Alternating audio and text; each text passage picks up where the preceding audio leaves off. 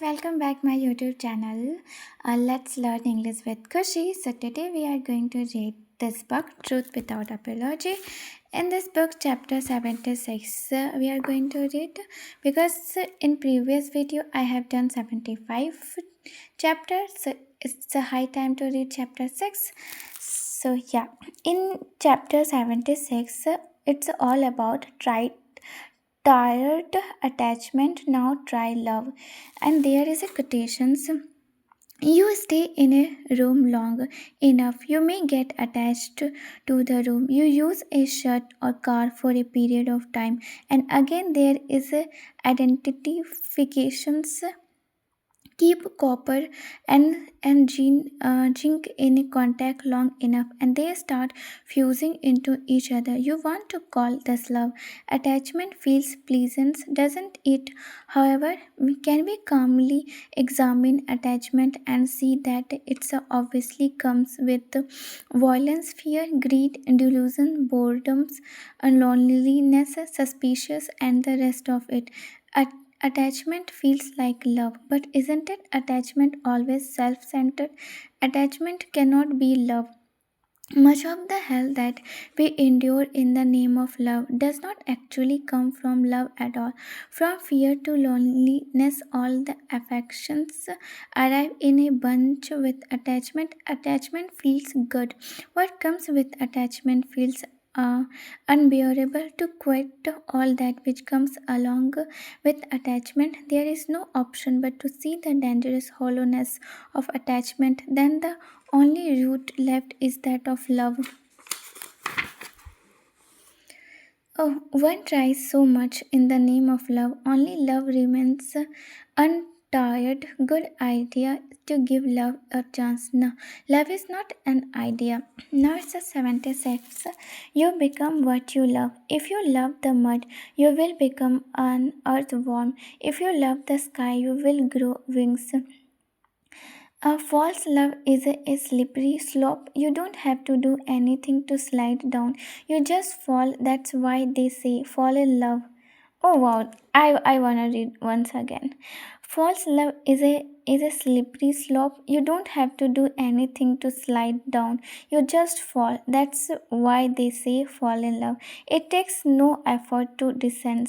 But true love is a different. True love is a climb. It demands conscious determinations. It won't possess you unless you allow it.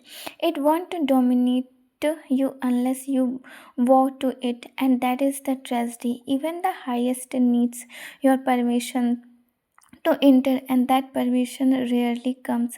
Love won't just happen. You have to choose it. You have to surrender to it. In the tug of war between convenience and love, the right choice won't make itself. You have to make it. Love is a choice, and the temptations to slide with comfort is always there.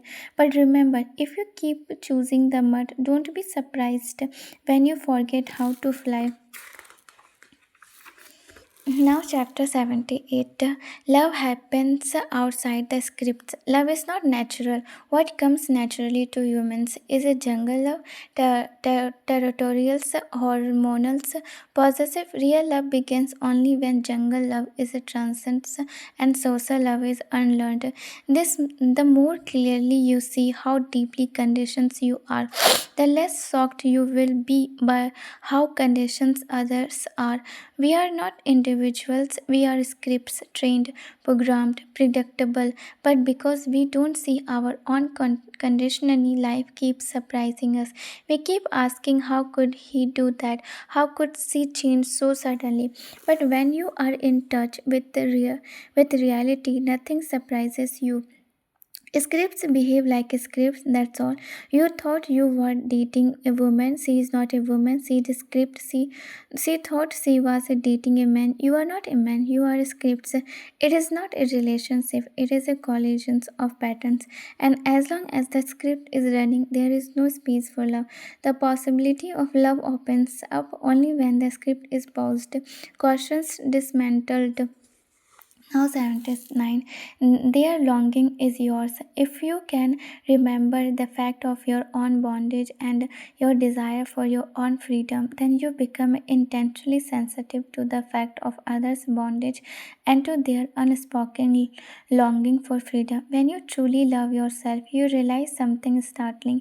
Your welfare and the welfare of the world are inseparable. Ordinary love is just the urge to barter, comforts to trade, pleasures to seduce or to be seduced. Real love is something altogether different. It is the clear recognitions that the other is exactly like you. And who are you? You are the restless one, the suffering one. You are the one who carries its gone and incompleteness. Loving yourself means giving yourself that which alone can end this hunger. Truth, not consolations, liberations, not distractions. Love yourself enough to refuse the medicure, the momentary demand, the highest of for yourself. And the other is no different. The other two acts to feel the hollow in the heart. The other two is tired of the lifelong ache. This shared recognitions, this knowledge that we are companion in the same crisis is love. Let your love for the highest shape how you meet others assist them exactly as you assist yourself. Serve them not out of pity or duty, but out of deep remembrance that their story is your story and their longing is your own. Now, chapter 80. Be whole before you belong. Before you can become a worthy partner, isn't it necessary to become a worthy person? Oh, you must learn aloneness before you relate with others. You must be a very comfortable with yourself. If you are someone who can't be with yourself, herself comfortably, easily, clearly, then kindly spare the other person. If you're not alright with yourself, don't start piggybacking on the other. And usually it is that way you go to the other partially because you are not okay with yourself. At the same time, we must remember that we will have to relate with each other. We are not going to live insulated or isolated. We are going to be relate, but the relationship has to be healthy. You should not become a burden on the other. You should not carry your pathologies to other. Yet learn to travel alone, watch movie alone, play. There is so much that can be done only in your aloneness, and that will make you very strong from within, fulfilled, complete in yourself. Then you will not approach the other as a beggar. Then even if you approach the other, even if you relate, it will be relationship of health, a relationship in which you have something to give, a relationship of joy, not of dependence and desperations. Now, chapter 81. Real love is never incidental. A conditioned self can never know love. I will love you forever is often just a poetic way of saying until you stop pleasing me. What is usually called love is just a bundle of conditions, and it survives only as long as those conditions remain favorable. It stings to hear this, doesn't it? For centuries, wide-eyed couples exchanged by each other's wise brown cauldrons or curves have stood under the stars, hand on heart, swearing, "I will love you till till eternity," and then lived long enough to confess how hollow that vow really was. This is the conditional love that exists only as long as the weather is kind, the mood is sweet, and benefits mutual. The moment those conditions disappear, even the illusion of love begins to crumble. Unconditional love becomes possible only when you see the futility of getting attached to fleeting things. When you gather the courage to admit chasing bumbles is amusing for a while, but you cannot build a life on a shop and air. Only when you reject the accidental, the random, and the circumstantially do you come upon something real. Only then does love stop being a transaction and become a revelation. Freedom from the incidental is the beginning of real love, not attractions, not attachment. Love. Hmm. Now, chapter 82. Watch the effect, not the person. How does one get into the right relationship? Not by searching for the right person. Involve yourself in a worthy project, and then the one who helps you accomplish that project is worthy of being related to. Right companionship is a blessing. Never prevent yourself from being with a person or many person if they illuminate your mind and uplift your life. What is a marriage? Firstly, it is an arrangement of companionship. You are committing yourself to be with someone possibly for many decades. So, more than anything else, the caution of marriage should be about the quality of the impact your partner has upon your mind.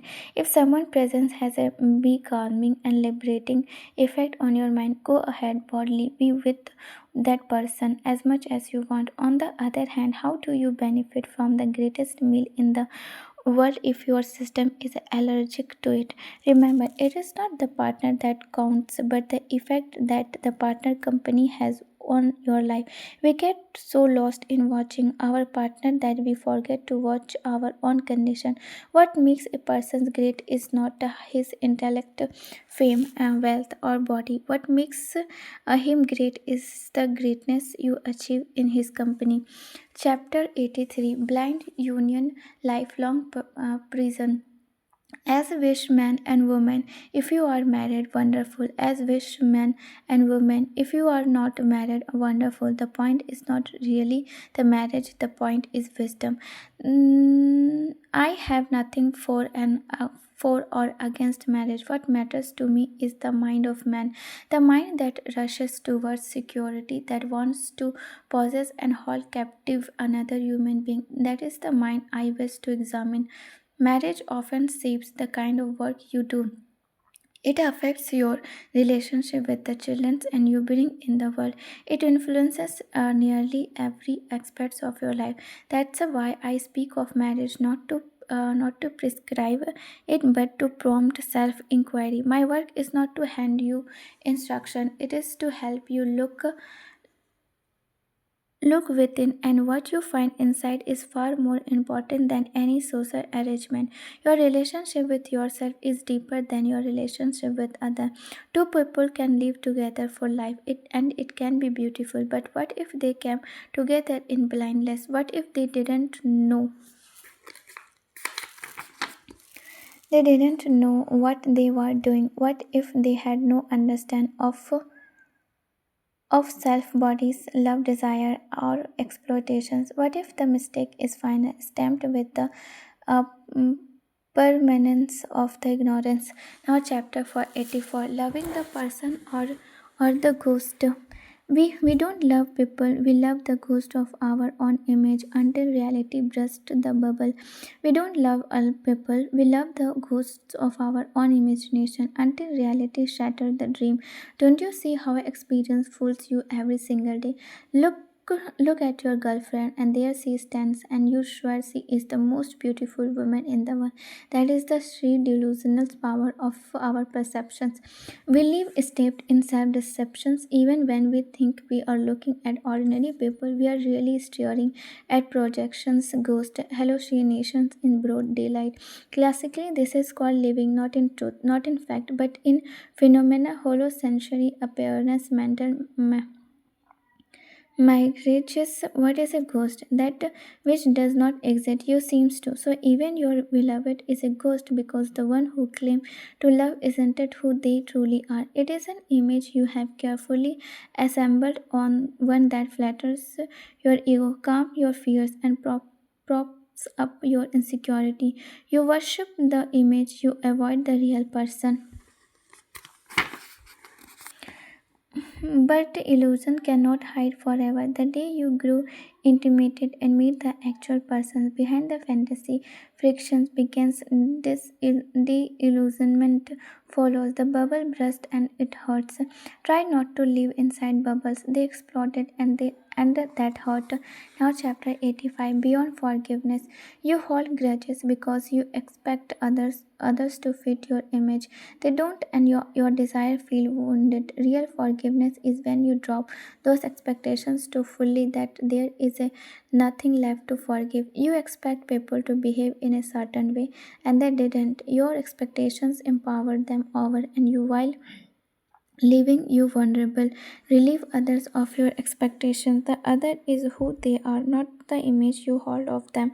It is only your desires, expectations that feel hurt when people don't match them. To see the most people or conditions machines bound to behave in predictable ways. That is a forgiveness. Forgiveness is not just suppressing the urge to take revenge. Real forgiveness is not needed to forgive at all. As long as you feel the need to forgive, you are still clinging to pity